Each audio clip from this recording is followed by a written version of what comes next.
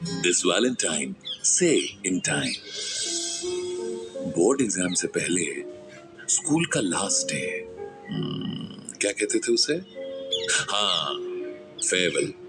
पर सबके लिए वो फेयरवेल इतना वेल नहीं होने वाला था, क्योंकि कहीं ना कहीं कुछ कहानियां शुरू होने से पहले ही खत्म हो जाती थी और कुछ आंखों से शुरू होकर बस आंखों में ही रह जाती। देव और कविता की कहानी भी कुछ ऐसी ही थी। जाती स्कूल बस के पीछे देव पागलों की तरह बाइक भगा रहा था, शायद किसी का पीछा कर रहा था। सही सोचा, अपनी कविता का।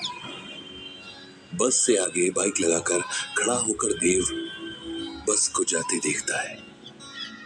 कविता जो बस की लास्ट सीट पर बैठी थी, उसकी एक झलक देव को बोर्ड्स में टॉप करने जैसी खुशी देती है। और देव ही क्यों ना कहीं देव जानता था शायद इसके बाद वो कविता से कभी ना मिल पाए, क्योंकि बोर्ड्स के बाद वो अपनी फैमिली के साथ किसी दूसरे शहर में शिफ्ट हो रहा था। बोर्ड एग्जाम्स आए और चले गए और फाइनली वो टाइम भी आ गया जब देव सिर्फ स्कूल नहीं बल्कि कविता का शहर छोड़कर भी चला जाता है। पर कहते हैं ना, ये बेदर्द दिल कहां फासलों को मानता है, कि जिसके लिए धड़कता है उसे हमेशा एक एहसास बनाकर दिल में रखता है।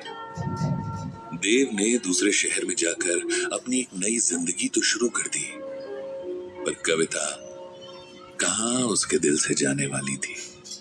और किसी महान इंसान ने बहुत सही बात कही है कि जनाब, जब आशिक का दर्द कागज पर उतरता है तो लफ्जों का ऐसा तूफान आता है कि पत्थर दिल को भी अपना कायल बना देता है। अब कुछ ऐसा ही होने वाला था।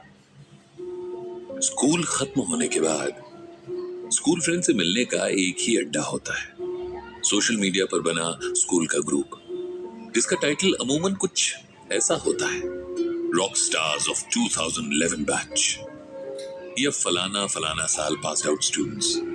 ऐसा ही एक ग्रुप देव के स्कूल फ्रेंड्स भी बनाते हैं, जिसे देव और कविता दोनों ज्वाइन करते हैं। कितने टाइम बाद देव को कविता दिखाई देती है। उसकी प्रोफाइल पिक में वो फोटो देखते ही दिल की गाड़ी के जैसे सारे ब्रेक फेल हो जाते हैं। धड़कनें इतनी तेज रफ्तार से भागती हैं कि आम इंसान को तो साहब हॉस्पिटलाइज करना पड़ जाए, पर आशिक तो आशिक होता है। अब हर रात कविता को याद करके दिल का हाल शायर बनकर स्कूल ग्रुप में बयां होने लगा। लाइक और कमेंट्स भी बहुत आते थे और कुछ क्लोज फ्रेंड्स पूछ भी लेते थे, अरे बता दे किसके लिए है, जिस पर क्लास की लड़कियां भी हंसने वाला इमोजी सेंड कर देती थी। लाइफ आगे बढ़ती रहती है, वहीं हर रोज ग्रुप पर इजहार का सिलसिला भी चलता रहता है। धीरे धीरे फ्रेंड्स अपनी लाइफ में बिजी हो जाते हैं, पर देव के लिए जैसे लाइफ उस पेज पर ही शुरू होती थी। वो हर रोज वहां जाता और कविता की याद में अपने दिल का हाल बयां कर जाता। देव का कॉलेज भी खत्म हो जाता है और अब वो एक अच्छी सी कंपनी में एज ए मैनेजर ज्वाइन कर लेता है। वहीं कविता भी अपने शहर में एक अच्छी कंपनी में नौकरी करने लगती है। पर इस बात से कविता अब तक अनजान है कि देव उससे प्यार करता है। एक रोज देव हिम्मत करके कविता से उसका फोन नंबर मांगता है।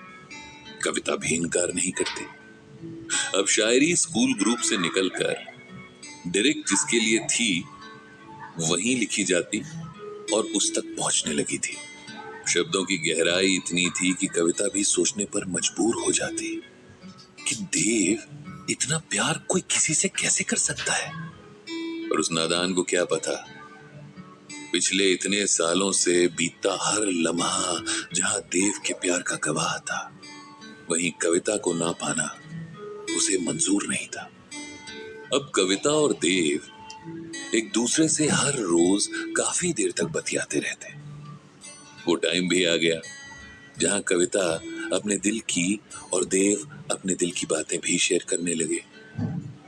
पर न जाने क्यों देव कविता को ये नहीं बता पा रहा था कि वो उससे स्कूल टाइम से बेहद मोहब्बत करता है। हर रोज बात स्टार्ट होती थी देव की तरफ से, और वो शुरू भी ये सोचकर ही करता था कि आज वो कविता को बता देगा। पर न जाने क्यों वो हिम्मत ही नहीं दिखा पाता। एक रोज उसका स्कूल फ्रेंड उसके शहर आता है। दोनों मिलते हैं। काफी देर बातचीत, गपबाजी, पार्टी चलती है, इधर उधर की बातें होती हैं। और फिर वो वक्त भी आता है जहां मदहोशी के आलम में विनय देव से पूछता है, यार एक बात बता, कौन है? अरे कौन है बता दे आज। भाई तेरा सब सुन रहा है। कौन है मतलब? अरे सब पता है मुझे, जो मत समझ बेटे। कौन है वो जिसके लिए मेरा भाई वो मैसेजेस स्कूल ग्रुप में लिखता है? देव कुछ वक्त के लिए चुप हो जाता है, पर न जाने जो बात वो कभी कविता को नहीं बोल पाया वो सब विनय से कर बैठता है। देव के दिल का हाल सिर्फ उसकी जबान ही नहीं, आंखों में झलकता पानी भी साफ साफ कह रहा था। अबे इतना प्यार करता है कविता से तो छुपाता क्यों है? जा बता दे उसे। किस्मत से मिलता है इतना प्यार और प्यार करने वाला। भाई तू बोल दे यार, और प्रॉमिस वो मना नहीं कर पाएगी। क्या करूं यार, हिम्मत ही नहीं हो पाती है। जहां बात देव के लिए वही खत्म हो गई, वहीं विनय के दिमाग से वो बात नहीं गई। वो प्लान बनाता है ओल्ड फ्रेंड्स रीयूनियन का। कविता को भी इनवाइट करता है। सब फ्रेंड्स मिलने के लिए तैयार हो जाते हैं। उस रोज देव ने तय कर लिया था कि कुछ भी हो जाए, आज नहीं तो कभी नहीं, बस एक बार कविता उसके सामने आ जाए। वहीं विनय भी उसको बार बार बोल रहा था, सुन ओए शायर भाई, आज कविता के आते ही घुटनों पर बैठकर सबसे बेस्ट वाली शायरी सुना दियो तू। देखना ऐसे तेरे लिए हाँ करेगी कि तू याद रखेगा। जिस पर देव हंसकर बोलता है, अच्छा आने तो दे। वो लम्हा भी आता है जब कविता पार्टी में एंटर करती है, और वहीं जहां कविता की निगाहें न जाने किसे तलाश रही थी, देव के लिए तो जैसे वो वक्त रुक सा गया था। विनय उसे इशारा करता है, जा, अरे जा ना। देव आगे बढ़ता है कि तभी माइक पर आवाज आती है, दोस्तों, मेरे यारों, आज मैं आप सबके सामने कहना चाहता हूं, कविता, विल यू मैरी मी? ये सुनते ही विनय और देव एक दूसरे की तरफ देखते हैं, और वहीं कविता उस आवाज के गले लग जाती है। सनी, देव का क्लासमेट। कुछ वक्त पहले ही कविता और सनी उस रिलेशनशिप में आए थे, और जानते हैं कविता इस रिलेशनशिप का क्रेडिट किसे देती है? थैंक यू देव, सिर्फ तुम्हारी शायरी के चलते ही मैंने जाना कि कोई किसी से इतना प्यार भी कर सकता है। वहीं विनय देव की तरफ गुस्से से देखता है, और बोला क्यों नहीं तू? देख वो बोल गया। और देव की कविता बस उसकी कविताओं में उसकी होकर रह जाती है।